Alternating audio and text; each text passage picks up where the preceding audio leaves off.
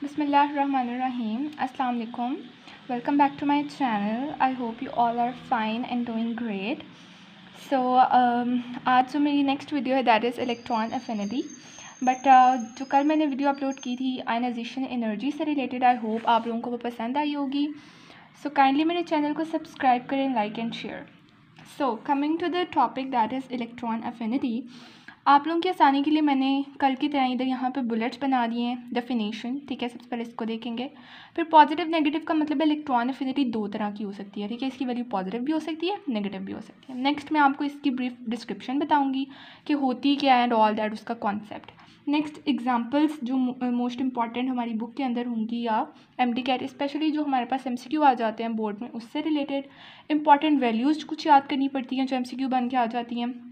Same way जो ionization energy का था ना वो इलेक्ट्रॉन एफिनिटी का, तो आज आपको बहुत आसानी होगी इसको समझने में. Factors affecting the ionisation energy, ये हमने कल भी देखे थे. मैंने आपको बताया भी था कि इलेक्ट्रॉन एफिनिटी के वही फैक्टर्स होंगे जो आयनाइजेशन एनर्जी के होंगे, मतलब दोनों के ऑलमोस्ट सेम होते हैं. फिर ट्रेंड्स जिसको हम पीरियोडिसिटी कहते हैं, वो इंपॉर्टेंट MCQ या एक्सेप्शंस या एबनॉर्मल बिहेवियर जो पूछा जा सकता है. और उसके बाद हम बुक से पीरियोडिक टेबल को डिस्कस करेंगे. पार्ट 1 को देखेंगे, बेसिकली पार्ट 2 से भी देख सकते हैं. मतलब आपको ये दोनों टॉपिक्स ये नहीं है कि पार्ट 1 का बचा कि मैं पार्ट 2 से क्यों देख रहा हूँ, ये जनरली आपको आ जाते हैं. सो आपको ये देखना चाहिए और यहाँ पर आपको मैं प्रोवाइड कर दूँगी. ठीक है. So starting from the first topic which is definition, तो हम कहते हैं कि इलेक्ट्रॉन एफिनिटी जो है that is of an atom of an element. ठीक है, जैसे कि आयनाइजेशन एनर्जी होती है. अब ये अमाउंट यू कैन से कि electron affinity amount of energy होती है. ठीक है, अब मैंने पॉजिटिव और नेगेटिव लिखा है, तो ये you can say amount of energy हम कह सकते हैं पॉजिटिव भी हो सकती है, नेगेटिव भी हो सकती है. मींस के ये जो है इलेक्ट्रॉन एफिनिटी की जो वैल्यू है वो हमारे पास पॉजिटिव और नेगेटिव किस बेसिस पर होगी, जब एनर्जी रिलीज़ होगी या जब एनर्जी एब्जॉर्ब होगी. ठीक है, अब ज़्यादा जो इम्पॉर्टेंट इलेक्ट्रॉन एफिनिटी है ना वो नेगेटिव हम डिस्कस करते हैं. ठीक है, और हमारे पास इलेक्ट्रॉन एफिनिटी की वैल्यू नेगेटिव तब होती है जब एनर्जी क्या हो, रिलीज़ हो. ठीक हो गया. जब एनर्जी रिलीज़ होती है तो इस प्रोसेस को क्या कहते हैं, एक्सोथर्मिक प्रोसेस. ठीक है, तो हम ये कहते हैं कि नेगेटिव इलेक्ट्रॉन एफिनिटी की वैल्यू तब होती है जब अमाउंट ऑफ एनर्जी रिलीज़ होती है और इस प्रोसेस को हम एक्सोथर्मिक रिएक्शन कहते हैं. ठीक है, अब उसके अलावा जब हमारे पास अमाउंट ऑफ एनर्जी एब्जॉर्ब होगी, ठीक है, तो वो क्या कहलाएगी, पॉजिटिव इलेक्ट्रॉन एफिनिटी की वैल्यू. और यहाँ पर एनर्जी क्या होती है, एब्जॉर्ब होती है. और इस प्रोसेस को हमें पता है थर्मोडायनेमिक्स के अंदर हम क्या कहते हैं, दीज आर एंडोथर्मिक रिएक्शंस. सही हो गया. अब ये अमाउंट ऑफ एनर्जी एब्जॉर्ब और रिलीज़ कब होगी, बेसिकली तो ये बात है, ये तब होगी जब हमारे पास कोई भी एक न्यूट्रल एटम है. ठीक है, फॉर एग्जांपल जैसे मैंने कल भी एक्सप्लेन किया था, ये एक न्यूट्रल एटम है. ठीक है, या तो इसका वैलेंस शेल जो है फॉर एग्जांपल ये एम्प्टी इसका ऑर्बिटल होगा या हाफ फिल्ड ऑर्बिटल होगा. तो मैं इसके अंदर जब कोई भी इलेक्ट्रॉन को ऐड करवाती हूँ तो उससे जो भी अगर अमाउंट ऑफ एनर्जी रिलीज़ होगी, एब्जॉर्ब होगी, वो उसकी इलेक्ट्रॉन एफिनिटी कहलाती है. अब अमाउंट ऑफ एनर्जी कब रिलीज़ होगी, कौन से एलिमेंट रिलीज़ करवाते हैं, और पॉजिटिव कब होगी, नेगेटिव तब होगी जब हमारे पास इलेक्ट्रोनेगेटिव एलिमेंट्स होते हैं. और वो इलेक्ट्रोनेगेटिव एलिमेंट्स क्या करते हैं, अपने अंदर एक इलेक्ट्रॉन को क्या कर लेते हैं, ऐड कर लेते हैं. और वो पॉजिटिव फिगर्स तब देगा जब हमारे पास अमाउंट ऑफ एनर्जी एब्जॉर्ब होती है. और यूजुअली वो मतलब amount of energy you can say जब एब्जॉर्ब होगी तो वो पॉजिटिव वैल्यू देगी. लेकिन मैंने आपको बताया कि जो मोस्ट इंपॉर्टेंट बात डिस्कस करते हैं वो तब होती है जब एक्सोथर्मिक रिएक्शन होता है. अब मैंने कहा कि हमारे पास आइसोलेटेड गैसियस एटम होगा. ठीक है, जैसे आयनाइजेशन एनर्जी के अंदर होता है, और ये एक न्यूट्रल एटम है प्लस गैसियस एटम है. ठीक है, इसके आउटर मोस्ट वैलेंस शेल के अंदर फॉर एग्जांपल कितने इलेक्ट्रॉन्स प्रेजेंट हैं, 1 2 3 4 5 इलेक्ट्रॉन प्रेजेंट है. ठीक है, फॉर एग्जांपल अब 5 इलेक्ट्रॉन्स में पता है कि नाइट्रोजन के होते हैं. अगर मैं इसके अंदर एक इलेक्ट्रॉन को ऐड करना चाहती हूँ ना, तो उसमें से अमाउंट ऑफ एनर्जी रिलीज़ होगी. उस अमाउंट ऑफ एनर्जी जो रिलीज़ होगी उसको हम इलेक्ट्रॉन एफिनिटी कहते हैं. सो फर्स्ट बात मैंने आपको डिस्क्राइब कर दी. एंड हम इसको सिंपली एक्सप्लेन करते हैं कि इलेक्ट्रॉन एफिनिटी किसी भी एटम ऑफ एन एलिमेंट की वो अमाउंट ऑफ एनर्जी होती है जो रिलीज़ होती है जब किसी भी एम्प्टी या पार्शली फिल्ड, मतलब अगर वो कम्प्लीटली फिल्ड होगा तो फिर तो इलेक्ट्रॉन ऐड हो ही नहीं सकता. तो या तो उसका जो ऑर्बिटल है उसको हाफ फिल्ड होना चाहिए, पार्शली फिल्ड होना चाहिए, या एम्प्टी होना चाहिए. ठीक है, और एज अ रिज़ल्ट जब इलेक्ट्रॉन ऐड होता है तो हमें पता है कि हमें क्या ऑब्टेन होता है, एक एनाइन ऑब्टेन होता है. आपको मैं इजीली एक चीज़ एक्सप्लेन इस तरह करती हूँ। लेट अस कंसीडर कि मेरे पास कोई भी एक एटम है ए, ठीक है, ये न्यूट्रल एटम है। जब मैं इसके अंदर इलेक्ट्रॉन को ऐड करती हूँ तो कोई अमाउंट ऑफ एनर्जी रिलीज़ होती है, जिसको हम क्या कहते हैं, इलेक्ट्रॉन एफिनिटी है उसकी, और वो किसके अंदर चेंज हो जाता है, N9 विद नेगेटिव चार्ज, क्योंकि इसने क्या किया है, इलेक्ट्रॉन को गेन किया है। ठीक है, ये मैंने आपको साथ ही इसकी ब्रीफ डिस्क्रिप्शन भी एक्सप्लेन कर दी है। सो हम ये कहते हैं कि इलेक्ट्रॉन एफिनिटी से हम क्या अंदाज़ा लगा सकते हैं कि ये जो न्यूक्लियस है, ठीक है, और उसके जो वैलेंस इलेक्ट्रॉन हैं उनके दरमियान फोर्सेस ऑफ अट्रैक्शन को भी हम मेजर कर सकते हैं। ठीक हो गया। अब नेक्स्ट जो है वो हमारे पास कुछ इंपॉर्टेंट एग्जांपल्स हैं जो बुक के अंदर डिस्कस कर दी जाती हैं। हमें कुछ एलिमेंट्स हैं जिनके इलेक्ट्रॉन एफिनिटी का पता होना चाहिए। जहाँ पर मैंने ए लिख दिया है, हम ए की जगह कोई भी एलिमेंट लिख सकते हैं। फॉर एग्जांपल क्लोरीन लिख सकते हैं, फॉर एग्जांपल ऑक्सीजन लिख सकते हैं, फॉर एग्जांपल फ्लोरीन लिख सकते हैं, एक्सेट्रा कोई भी हम लिख सकते हैं। और उसके अंदर जब भी हम उसको ऐड करेंगे तो वो क्लोराइड का एनाइन बना देगा, ऑक्सीजन पे नेगेटिव चार्ज और फ्लोरीन के ऊपर नेगेटिव चार्ज आ जाएगा। राइट। अब मैं आपको कुछ इंपॉर्टेंट वैल्यूज़ बताने लगी हूँ जिसको आपने याद कर लेना है, क्योंकि वो बहुत ज़्यादा इंपॉर्टेंट है MCQ के वाइज भी, और वैसे भी अगर आपको किसी तरह से भी वो आए तो आपको आइडिया होना चाहिए। ठीक है। सो आपको पता होना चाहिए कि इलेक्ट्रॉन एफिनिटी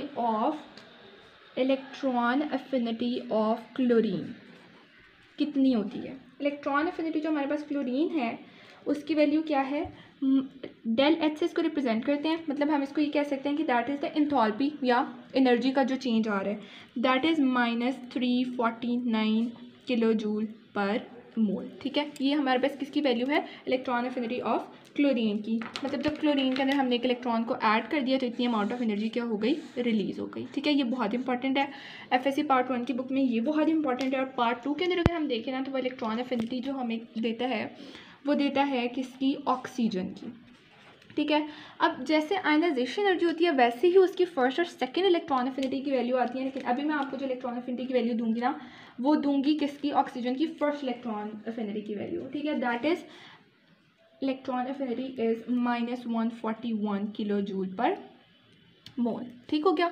अच्छा, उसके अलावा जो थर्ड वैल्यू है इलेक्ट्रॉन एफिनिटी की वो आपको पता होनी चाहिए किसकी, फ्लोरीन की। इलेक्ट्रॉन एफिनिटी ऑफ फ्लोरीन की value that is -337 kilo joule per mole. ठीक हो गया। Del H is equals to -337 kilo joule per mole. अब आपने एक चीज़ नोट किया कि इसमें से अमाउंट ऑफ एनर्जी रिलीज होती है, एक्सोथर्मिक प्रोसेस है, इसलिए हमने इसके साथ क्या साइन लगाना है, नेगेटिव साइन लगाना है। ठीक है। सो ये तीनों इंपॉर्टेंट वैल्यूज़ हैं जो कि हमें आ जाती हैं पेपर के पॉइंट ऑफ व्यू से, थोड़ा MCQ के लिहाज से। ठीक है। सो क्लोरीन की, ऑक्सीजन की और फ्लोरीन की, और आपने नोट किया कि तीनों की तीनों इलेक्ट्रॉन नेगेटिव एलिमेंट्स होते हैं। ठीक है। तो इनकी इलेक्ट्रॉन एफिनिटी की वैल्यू हमारे पास क्या आती है, नेगेटिव आती हैं। अच्छा, moving on to the next, that is कि वो इंपॉर्टेंट फैक्टर्स जो कि इलेक्ट्रॉन एफिनिटी को अफेक्ट करते हैं, तो वो वही फैक्टर्स हैं, मैंने आपको कल भी बताया था, जो कि आयनाइजेशन एनर्जी को अफेक्ट करते हैं। ठीक है। Let us make that flow chart.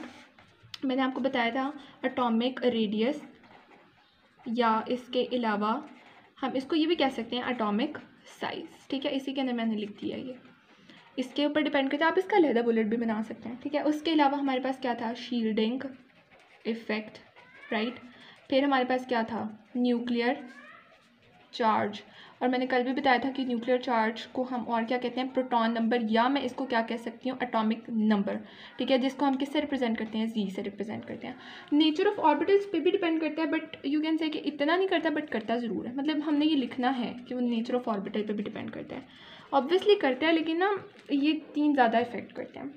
अच्छा, आयनाइजेशन एनर्जी की तरह इसका रिलेशन हम देखेंगे कि डायरेक्ट है या इन्वर्स है। तो एटॉमिक रेडियस और आयनाइजेशन एनर्जी का आपस में यू कैन से कि इन्वर्स रिलेशन है। ठीक है।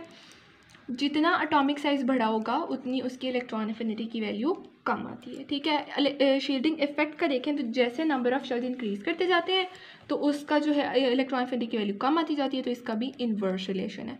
न्यूक्लियर चार्ज का यू कैन से कि इलेक्ट्रॉन एफिनिटी की वैल्यू के ऊपर डायरेक्ट रिलेशन आता है। ठीक है, क्योंकि उसमें इलेक्ट्रॉन को ऐड करना, वही कि वो अट्रैक्शन को हम मेजर करते हैं न्यूक्लियस की और वैलेंस इलेक्ट्रॉन के। नेचर ऑफ ऑर्बिटल में वही S, P, D and F half filled orbitals को हम डिस्कस करते हैं कि उसके अंदर जब हम एडिशन करते हैं एंड ऑल दैट। ठीक है। तो फैक्टर्स वही हो गए जो कि आयनाइजेशन एनर्जी के फैक्टर्स थे। ठीक हो गया। ट्रेंड्स अगर हम देखें तो ट्रेंड्स भी वही होंगे जो कि आयनाइजेशन एनर्जी के हमने डिस्कस किए थे। ठीक है, trends in the periodic table, और यू कैन से कि हम इसको क्या कहेंगे, पीरियोडिसिटी।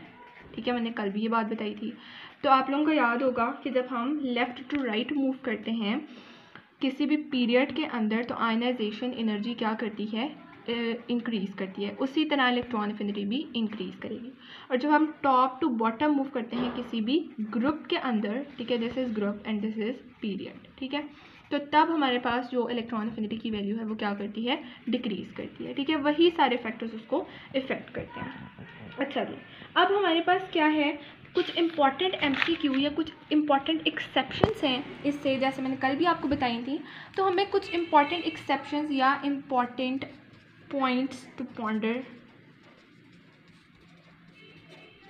क्या है इसमें। अच्छा, इसमें ना मैं आपको दो मेन एमसीक्यू बताऊंगी जो अक्सर आ जाते हैं, दैट इज़ कि फ्लोरीन एंड क्लोरीन, इनकी इलेक्ट्रॉन एफिनिटीज़ की वैल्यू जब हम डाउन द ग्रुप मूव करते हैं तो इलेक्ट्रॉन एफिनिटी की वैल्यू डिक्रीज़ करती है, बट ऐसा नहीं होता। यहाँ पर जो फ्लोरीन है उसकी इलेक्ट्रॉन एफिनिटी की value as compare to chlorine कम होती है।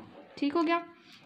अब इसकी कोई ना कोई रीज़न भी होगी। इसकी रीज़न क्या है कि फ्लोरीन का अगर मैं एक एटम ड्रॉ करूँ, ठीक है, इसके आउटर मोस्ट शेल के अंदर यानी F9 and 19, राइट, तो फर्स्ट के अंदर 2 इलेक्ट्रॉन और बाकी 7 इलेक्ट्रॉन्स हैं, 1 2 3 4 5 6 and 7। ठीक है, जब मैं इसके अंदर एक इलेक्ट्रॉन को ऐड करना चाहती हूँ as compare to chlorine, chlorine के 2 then 8 and then we have 7, 1 2 3 4 5 6 7, दोनों हेलोजेंस हैं। ठीक है, दोनों सेम ग्रुप से बिलोंग करती हैं, बट हमारे पास क्या है, यहाँ पर डिफरेंस ये आता है कि फ्लोरीन और इसके जो वैलेंस इलेक्ट्रॉन, वैलेंस शेल के अंदर इलेक्ट्रॉन्स हैं, उनके अंदर स्ट्रॉन्ग फोर्सेस ऑफ अट्रैक्शन है, स्ट्रॉन्ग फोर्सेस ऑफ अट्रैक्शन है, पहली बात।